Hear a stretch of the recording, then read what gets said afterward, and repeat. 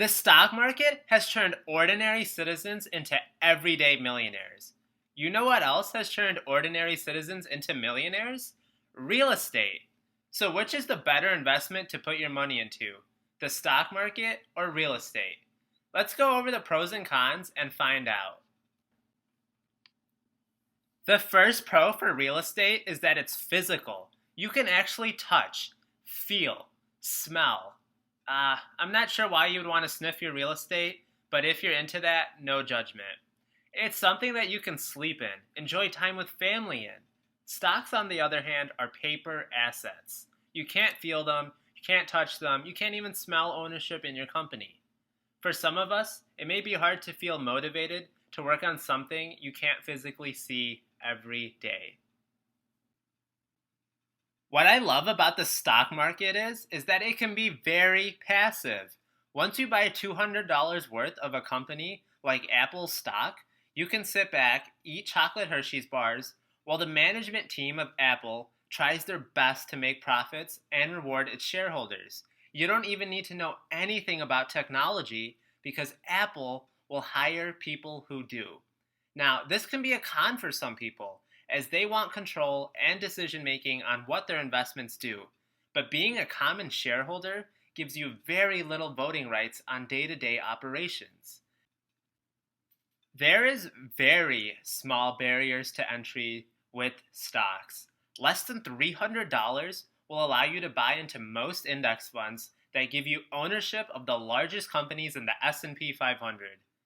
$300 in real estate would literally buy you just a brick and nothing more. When it comes to real estate, you are in total control. It's up to you to find tenants, make repairs, maintenance. You are in control of remodels, pay utility bills, and property taxes. The success of the property remains totally on your shoulders to be responsible for.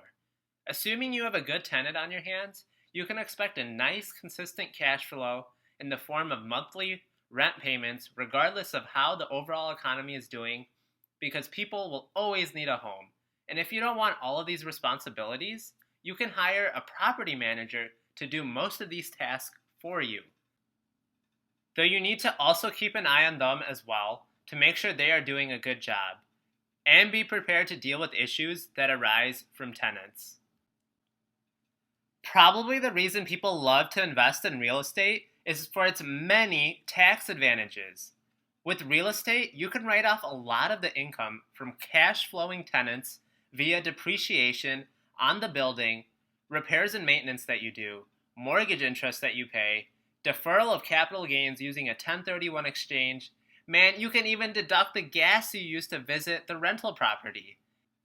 Enjoy spending more of your hard-earned income and not giving it straight to Uncle Sam with real estate. Stocks also give you some tax advantages compared to ordinary income, but they look minuscule compared to real estate. Dividends are taxed at a lower tax rate, as are stocks held over a year. These are called long-term capital gains. At least it's easy to be well diversified in many different industries in the stock market. Need your money out fast? Yeah, that's not happening with real estate. It's not a very liquid investment. If you want to get your cash out of a building, you'll be stuck waiting possibly months, if not longer. Selling a house also includes a lot of closing costs, commissions, and various other fees that could eat into your returns. Stocks, on the other hand, can be sold at the click of a button to turn right back into cash. Brokerages tell you exactly how much your investments are worth every day. Stock prices depend on supply and demand, and that number can be calculated literally every second. Another pro about real estate is that it has historically served as an effective inflation hedge. This basically means it protects against the loss of purchasing power in the US dollar, and you have to do nothing but simply hold on to the home as it appreciates in value year after year. This is a con for both real estate and stocks.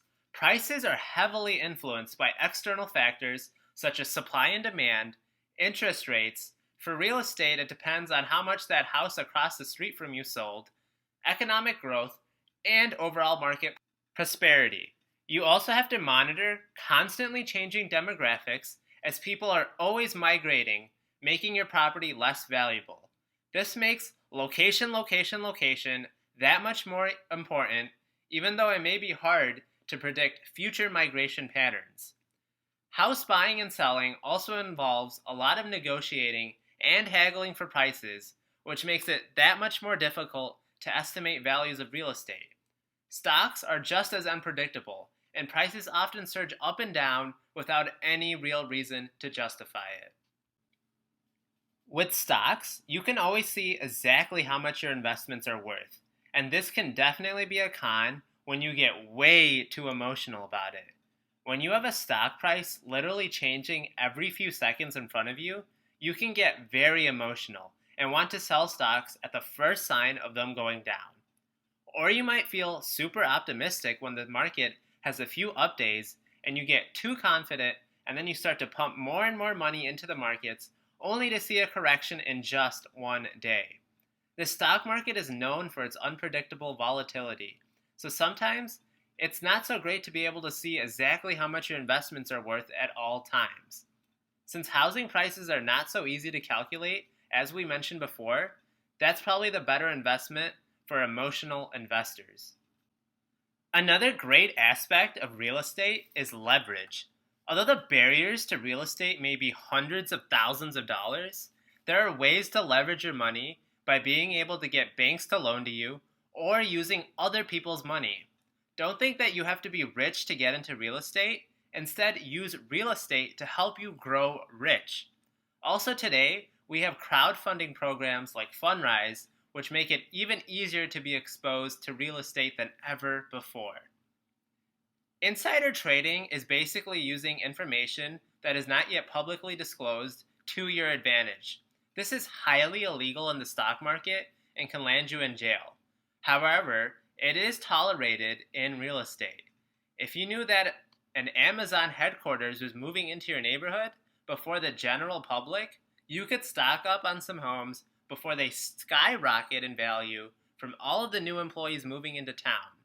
So always keep an ear open for rumors of a market that you are thinking of buying in.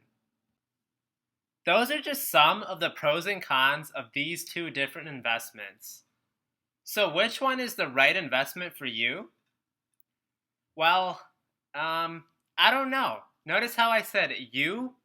As you can see, both of these have pros and cons and ultimately are right for different people. Not everyone is cut out to pick stocks, and not everyone can handle the management of being a real estate investor. And there's plenty of people who can do both. Just do something. I personally plan on doing a combination of both. Right now, I'm building up my stock portfolio while also leaving some cash in high-yielding savings account till I'm ready to get started into real estate at the right deal.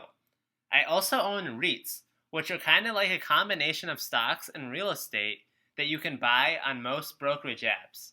Regardless of what route you choose, the right decision is to always hit that like button to help out with the YouTube algorithm.